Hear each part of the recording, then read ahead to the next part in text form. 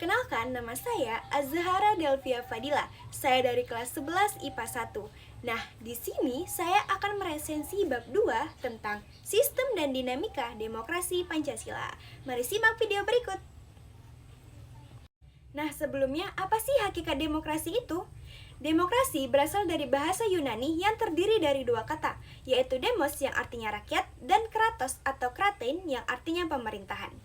Dalam pandangan Abraham Lincoln, demokrasi adalah suatu sistem pemerintahan dari rakyat, oleh rakyat, dan untuk rakyat.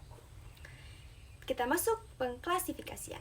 Pengklasifikasian demokrasi berdasarkan titik beratnya terdiri dari 3. Yang pertama, demokrasi formal, yaitu demokrasi yang banyak dianut oleh negara-negara liberal atau negara-negara yang memberikan kebebasan. Yang kedua, demokrasi material, yaitu demokrasi yang dianut oleh negara-negara komunis karena lebih mengedepankan materinya. Yang ketiga, demokrasi gabungan, yaitu demokrasi yang banyak dianut oleh negara-negara non-blok karena merupakan gabungan dari demokrasi formal dan juga material untuk diterapkan hal yang baik dan dibuang hal yang buruk. Jadi demokrasi ini adalah dari hasil pilah-memilah dari demokrasi sebelumnya. Lalu, pengklasifikasian demokrasi berdasarkan ideologinya yang terdiri dari 2. Yang pertama, demokrasi konstitusional atau demokrasi liberal, yaitu demokrasi yang didasarkan pada kebebasan atau individualisme atau kebebasan individu dan kekuasaan pemerintah dibatasi oleh konstitusi, yang mana warganya bebas berbuat apa saja karena pemerintahannya dibatasi dengan konstitusi. Oke, yang kedua yaitu demokrasi rakyat atau demokrasi proletar. Demokrasi ini mencita-citakan kehidupan yang tidak mengenal kelas sosial. Negara itu menjadi alat untuk mencapai komunisme sehingga kekerasan pun dipandang sah oleh negara tersebut untuk melakukan apapun. Jadi, demokrasi ini tidak ada kelas atas, kelas menengah, dan kelas bawah. Jika ada, maka akan ditindak oleh negara.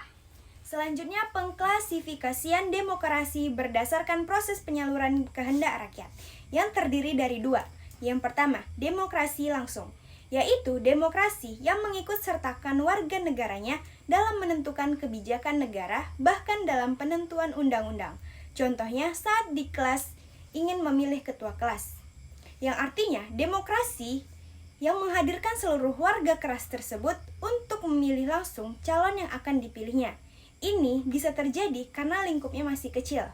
Yang kedua, demokrasi tidak langsung, yaitu demokrasi yang dilaksanakan melalui sistem perwakilan. Demokrasi ini biasanya dilaksanakan melalui pemilihan umum. Contohnya di Indonesia saat memilih presiden. Semua rakyat memilih melalui pemilu yang artinya pemilihan tersebut bersifat tidak langsung. Selanjutnya kita akan membahas dinamika penerapan demokrasi Pancasila. Yang pertama terkait dengan pelaksanaan demokrasi Indonesia pada periode awal kemerdekaan atau tahun 1945 sampai 1949. Nah, pada masa ini kita masih menggunakan Undang-Undang Dasar sehingga dalam pelaksanaan demokrasi ini ada pemberian hak politik secara menyeluruh sehingga semua warga negara yang sudah dianggap dewasa itu memiliki hak politik yang sama. Kemudian yang kedua, presiden yang secara konstitusional memiliki kemungkinan untuk menjadi faktor diktator yang menjadi seenaknya sendiri, tetapi mereka hanya dibatasi kekuasaannya ketika ada KNIP. Sehingga presiden tidak lagi diktator atau seenaknya sendiri. Kemudian dengan adanya maklumat wakil presiden itu dimungkinkan terbentuknya sejumlah partai politik yang kemudian menjadi peletak dasar bagi sistem kepartaian di Indonesia untuk masa-masa selanjutnya. Nah, ini merupakan perjalanan yang cukup bagus karena dibuka kebebasan untuk berserikat sehingga bisa membentuk partai politik. Lalu berikutnya, yang kedua, pelaksanaan demokrasi di Indonesia periode 1949 sampai 1959. Nah, periode ini ada dua pergantian Undang-Undang Dasar. Yang pertama, dari Undang-Undang Dasar berubah menjadi Konstitusi RIS dari waktu 27 Desember 1948 sampai 17 Agustus 1950. Kemudian, dari tahun 1750 berganti menjadi UUDS atau Undang-Undang Dasar Sementara 1950 sampai tanggal 5 Juli 1959 sampai dikeluarkannya Dekret Presiden. Nah, makanya di sini memberikan pengaruh yang cukup banyak terkait pelaksanaan demokrasinya. Yang pertama, itu ada lembaga Dewan Perwakilan Rakyat atau parlemen memainkan peranan yang sangat tinggi dalam proses politik yang berjalan. Yang kedua, yaitu akuntabilitas atau pertanggungjawaban pemegang jabatan atau politisi pada umumnya itu sangat tinggi. Yang ketiga, yaitu kehidupan kepartaian boleh dikatakan memperoleh peluang sebesar-besarnya untuk berkembang secara maksimal. Yang keempat, pemilihan umum hanya dilaksanakan satu kali, yaitu pada tahun 1955, tetapi pemilu tersebut benar-benar dilaksanakan dengan prinsip demokrasi.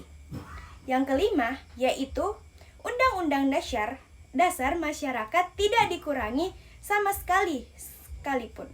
Tidak semua warga negara dapat memanfaatkannya dengan maksimal.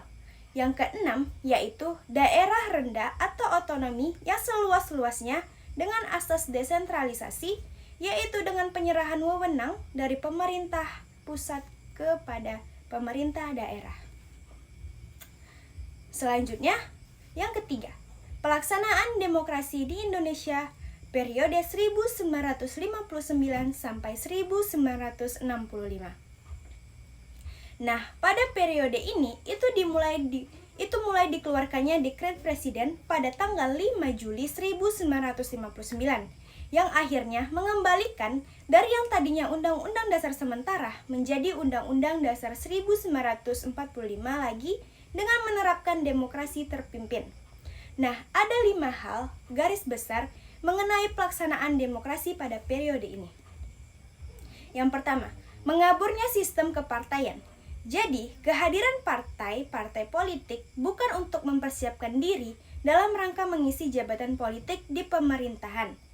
Karena pada saat itu pemilu hampir tidak pernah dilakukan, tetapi menjadi tarik ulur kekuatan antara lembaga kepresidenan, angkatan darat, dan juga Partai Komunis di Indonesia. Sehingga kepartaiannya sistemnya menjadi agak kurang jelas.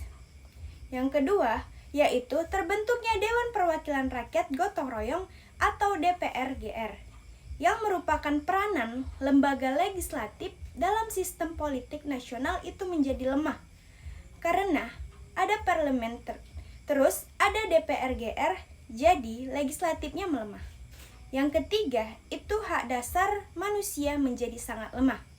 Kritik dan saran dari lawan politik presiden juga tidak diberikan. Kemudian, orang-orang pun juga tidak punya keberanian untuk memberikan kritik atau saran. Yang keempat, yaitu masa demokrasi terpimpin membuat kebebasan pers berkurang. Yang kelima, adanya sentralisasi kekuasaannya semakin dominan dalam proses hubungan antara pemerintahan pusat dan daerah.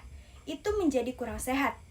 Nah, sentralisasi itu adalah pusat pemusatan kekuasaan itu semakin dominan.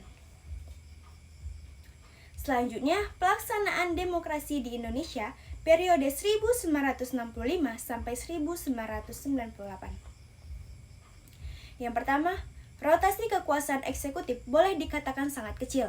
Jadi, yang berkuasa hanya orang-orang itu saja. Yang kedua, rekrutmen politik bersifat tertutup. Pemilu hanya berlangsung 6 kali dengan frekuensi teratur setiap 5 tahun sekali. Tetapi hanya orang-orang tertentu saja yang menjabatnya. Kemudian yang keempat, pelaksanaan hak dasar warga negara sangat minim karena kebebasan berpendapat tidak dianjurkan. Kemudian, yang terakhir, pelaksanaan demokrasi di Indonesia periode 1998 sampai dengan sekarang. Yang pertama, pemilu yang dilaksanakan jauh lebih demokratis dari sebelumnya. Yang kedua, kekuasaan juga sudah mulai dilaksanakan, bahkan sampai ke tingkat desa. Yang ketiga, rekrutmennya juga secara terbuka, tidak tertutup lagi. Kemudian yang keempat, hampir sebagian besar hak dasar rakyat dapat terjamin, seperti adanya kebebasan menyatakan berpendapat, kebebasan pers, dan sebagainya. Nah, selanjutnya kita akan membahas upaya membangun kehidupan yang demokratis di Indonesia. Yang pertama itu adanya persamaan di muka hukum. Jadi, di hukum itu harus dilaksanakan secara adil dan benar kepada siapapun dengan tidak pandang bulu. Yang kedua, partisipasi dalam pembuatan keputusan. Aspirasi dan kemauan rakyat itu harus ditampung serta harus dijalankan berdasarkan konstitusi dan pedoman dalam melaksanakan hidup bernegara. Yang ketiga, distribusi pendapatan diberikan secara adil sehingga sektor-sektor kehidupan baik itu di bidang ekonomi juga harus ada prinsip keadilan. Kemudian yang keempat, yaitu kebebasan yang bertanggung jawab. Artinya hak asasi manusia ini harus dijamin oleh negaranya. Jadi, hak asasi manusia harus ditegakkan. Itu tadi penjelasan resensi saya mengenai bab 2, yaitu tentang sistem dan dinamika demokrasi Pancasila. Mohon maaf bila ada salah kata, salah bahasa, ataupun pengucapan yang kurang jelas. Saya pamit undur diri. Wassalamualaikum warahmatullahi wabarakatuh.